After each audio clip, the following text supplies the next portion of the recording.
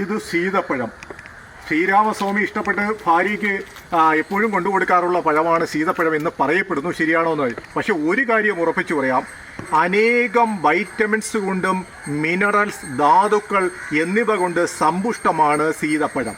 ഇതിൻ്റെ ഒരു പ്രത്യേകത, ഈ സീതപ്പഴം കഴിക്കുന്നതോടുകൂടി മൂഡ് ഡിസോർഡർ, നമ്മുടെ മൂഡ് ശരിയാക്കാനുള്ള, അതായത് വിഷാദം പോലുള്ള മൂഡിൻ്റെ അവസ്ഥകൾ ഉണ്ടെങ്കിൽ അത് ശരിയാക്കാൻ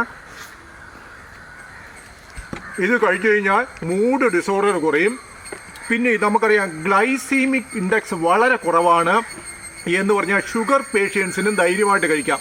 എങ്കിലും നമുക്കറിയാം പഴവർഗ്ഗം ഷുഗർ പേഷ്യൻസിന് കഴിക്കുന്നതിന് ഒരു പരിധിയുണ്ട്. ഒരെണ്ണമൊക്കെ കഴിക്കാം, കുഴപ്പമില്ല. ഭയങ്കര മധുരമാണ്, ഭയങ്കര ടേസ്റ്റിയായ മധുരമാണ്. പക്ഷേ എന്നാൽ ഇതിനകത്ത് കലോറി കുറവാണ്, ഫൈബറുണ്ട്, ഒരുപാട് ഇതുണ്ട്. അതായത് ഇത് സ്ഥിരമായിട്ട് കഴിക്കണമെങ്കിൽ നിങ്ങളിത് ഈ നല്ല മൂഡ്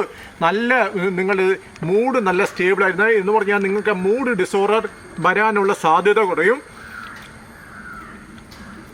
ഇതിൻ്റെ ടേസ്റ്റ് വായി പോകുമ്പോൾ തന്നെ നമുക്ക് വല്ലാത്തൊരു ഉന്മേഷമാണ്.